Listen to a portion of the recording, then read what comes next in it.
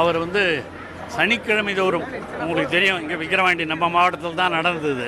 அந்த விக்கிரவாண்டியில் யார் யார் கலந்துக்கினாங்களோ அவங்க தான் எல்லாரும், அதே கும்பல் தான், அதே ஆட்கள் தான் மதுரைக்கு போனவங்க. அந்த மதுரையில் கலந்துக்கிட்ட ஆட்கள் தான். ஏன்னா தமிழ்நாடு பூரா அவருக்கு இருக்கிற ஆட்களே அவ்வளோதான்.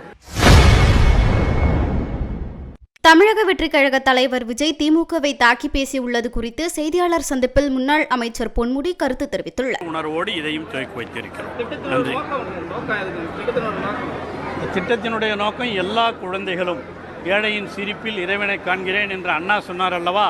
இந்த அண்ணா பிறந்த நாளில் அனைத்து குழந்தைகளும் நன்றாக படிக்க வைக்க வேண்டும், எல்லோருக்கும் எல்லாம் சென்றடைய வேண்டும் என்ற உணர்வோடு தான் இந்த திட்டத்தை தமிழக முதலமைச்சர் அவர்கள், இது ஏதோ கல்விக்காக மட்டுமல்ல, கல்வி எல்லோரையும் சென்றடைய வேண்டும், அதுதான் முக்கியம்.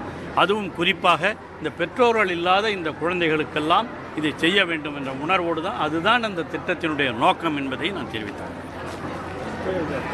தமிழக அரசு தொடர்ந்து நடிகர் விஜய் விமர்சனம் செஞ்சுட்டு இருக்காரு சார்.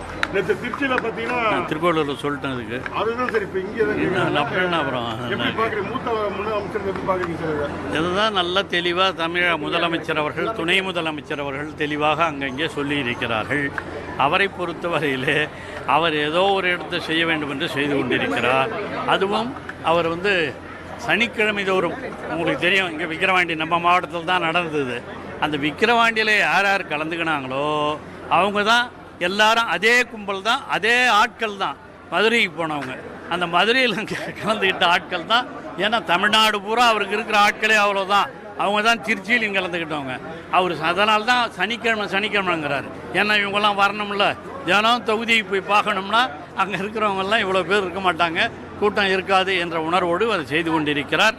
எப்படி இருந்தாலும் அடுத்த முதல்வர் மட்டுமல்ல, தொடர்ந்து தமிழகத்தை ஆளக்கூடிய முதல்வர் தமிழக முதலமைச்சர் தளபதி தான் என்பதிலே எந்த வேறுபட்ட. செய்திகளை உள்ளது உள்ளபடி தெரிந்து கொள்ள ரெஃப்ளெக்ட் நியூஸை சப்ஸ்கிரைப் பண்ணுங்க.